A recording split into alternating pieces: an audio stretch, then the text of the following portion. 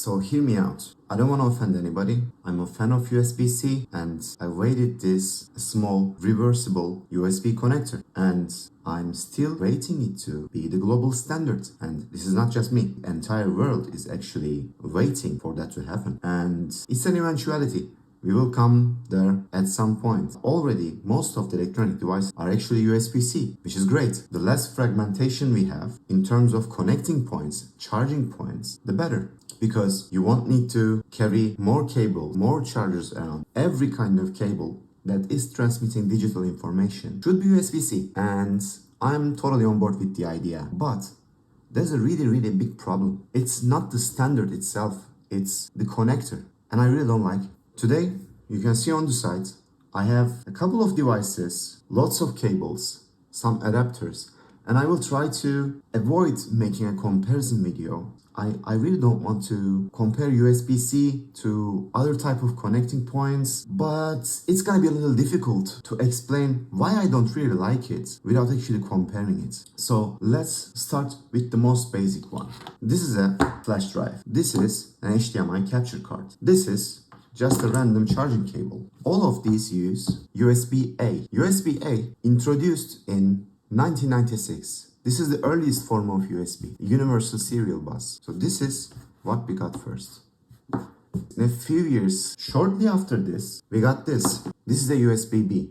Only a few years after that, we got another connector. USB Mini B. Right now, I don't have Mini B with me, and thank God for that. I really appreciate the fact that USB Mini B is not around anymore. It's the connector type that you would see in the earliest form of digital cameras. Unfortunately, still in late 2010s, some camera companies were still using it as the main connector. It's just bad. Everybody knows that. And this USB-B, globally known as printer cable, is actually being used by MIDI instruments, DJ controllers, and I will explain why that might be.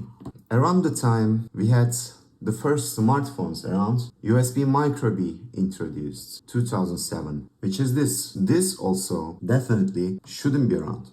It's a terrible connector. It usually bends, breaks. It just feels too thin and weak. And also, all of the cables we have here so far, there's only one way to connect this. You cannot connect it the other way around. But this wasn't a problem 10 years ago, 15 years ago, 20 years ago. Nobody expected this. Nobody expected this to be reversible, I guess. And it's a meme at this point. USB-A, there's no right way to connect it. It's always wrong. And that's true. At the end of 2012, Apple gave us the Lightning connector. Before that, Apple had this 30-pin, 100-pin. It was just the ugliest connector around that time. And this was the progression. After using the 30-pin connector, Apple changed to this and everything has been better. It was a good connector. It still is a good connector. So, the entire world is trying to shift to USB-C and they are forcing Apple to shift to USB-C, and I 100% support it. But is USB-C the connector we need? Like, really? I mean, I appreciate everything about it, honestly. The speed, the power, the connector design even is actually not bad.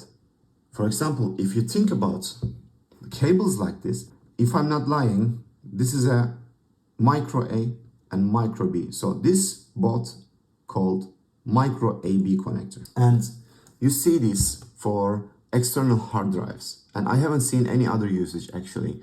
Maybe at some point in time, one of the Galaxy Note phones had this kind of cable, which is just strange. But the reason that you have Micro A and B together, because this device requires really fast data transmission, but also requires power. So you have two connectors supporting that. So if you think about it, USB-C lets us get rid of this, get rid of this, get rid of this, even this at some point, and this, which is great. But let's go back to the problem. I'm not an engineer, I'm just a user. I have no idea how these things designed, how these things manufacture. It's still amazing to me. But let's look at this. Lighting connector, it's reversible. It's not the fastest cable for sure, but it gets the job done. So, let's see. This is an adapter, also lighting cable. As you can see, it's the same. There's only one hole with also connectors in it. And this is a single piece going into a single hole. There's a single opening. It's fairly secure. It takes a bit of force to separate them. It feels really nice and it feels really secure when you put it in. You hear a satisfying click and it tends to stay there usually. Let's see what's the problem with USB-C. Let's pick up a random dongle, see what it looks like. There's this hole and it looks quite similar to the hole we have in this lighting connector. This side is female, this side is male. So there's already a bit of a problem because it means that this will go into another hole, but it has a hole in it. So what is the problem with this? It gets dirty, especially with your phone. When you put this in your pocket, and it doesn't have to be your phone, you can just put it anywhere and eventually it will get dusty. Dust gets into everything. And this part will be dusty. And I'm not talking about dust causing problems with connectivity. It rarely happens. I have never had anything like that in my life, that my USB-C connector got dirty and stopped working. I never had that. So it's not an issue. But if something happens to this, if something gets in it, it's near impossible to bring it out. And the problem doesn't end there. The same thing could happen to this. It's a really tight hole. If dust or lint gets into it, you just need to play around with a toothpick and you will need to clean it. And that's it. But the problem with USB-C here, there's also another hole that you need to clean. So it's just not one hole being compromised. There's another hole.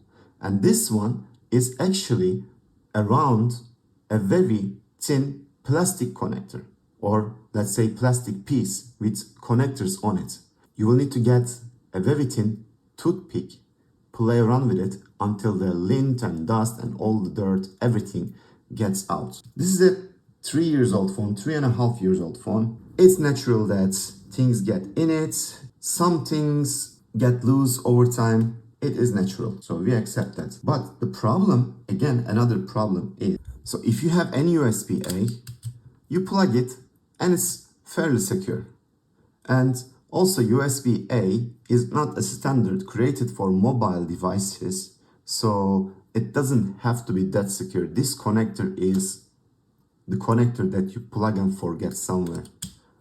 And in that case, you plug it and it feels really secure.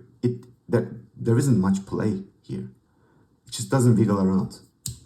Even the terrible micro B, this connector, when it gets in place, you can already see on the bottom of this, there is this, on the bottom you can see there's this reverse teeth that is meant to hold it in place.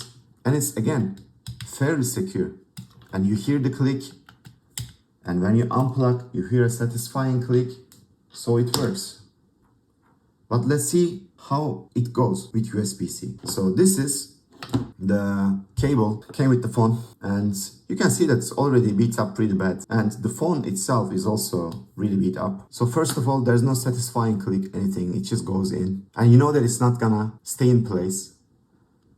It's just like one shake away from going down completely, and you don't even need to be that aggressive with it. Like this thing, when it gets into something, you cannot take it out. It's that strong. But look at this. It's like 1 centimeter, it's square. This is thicker than most smartphones. So yeah, of course, we have to have something like this, thin and small, so our phones don't feel like a block of soap. But look at this. So no satisfying click. I press it hard enough and one shake away from going down completely. And again, you might say, how often do you need to shake your phone? I don't. But the problem is the things don't stay in place. I put this cable overnight. This is just a third-party cable, and it's actually way better than Samsung cable, that it holds itself in place. I connect it, and somehow the lint, the dust, the dirt, whatever that gets into my USB-C pushes this out overnight, and I end up with a phone that doesn't have charge in the morning, right? And again, this gives you a satisfying click. That's definitely better. But what is the difference? Why this happens? And this is not just a phone. You might say that this is just an old phone. It happens. This is just a Redmi power bank. Look at this play.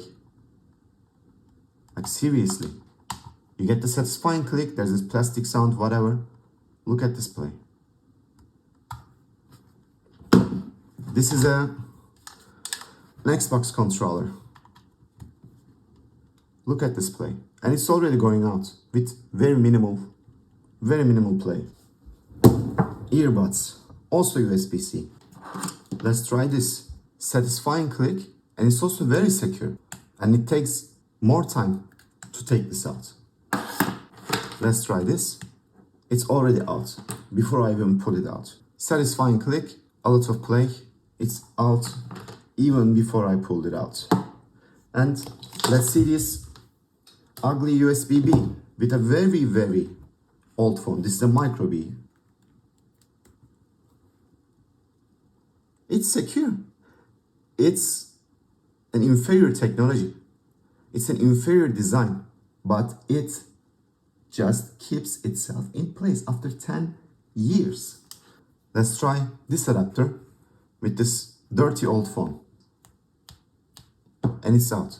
And it lost connection. And there's no satisfying click. So this is the problem. There's nothing keeping these things in place. And even if there is, it's not strong enough. And this is my problem with USB-C. I 100% support the idea of having all my electronic devices with USB-C connection, but this is not the way to go. You buy a cable, you buy an adapter, and for a couple days, it works fine. Immediately after that, it gets so loose that it doesn't even keep itself in place. And I really hate it. I hope in the near future, all of our devices will be USB-C or some similar kind of connector that we can use universally that can cover all our needs. And I really want to have that, except when I expect reliability. This is why I mentioned in the beginning of the video that we're gonna come to this connector. If you're DJing, if you are producing music, if you are using any kind of MIDI controller, this is what you want. You don't want USB-C. You don't want your careless actions while you are performing, detaching the cable and make you lose your sound, lose your connection, and lose your set in the middle of it. You don't want that kind of embarrassment. This is why you need this if you're performing with a MIDI controller, because it's gonna be in place. It's that secure, it's that strong. Anyway, let me know what you think in the comments, and if you like this content, please like and subscribe. See you on the next video.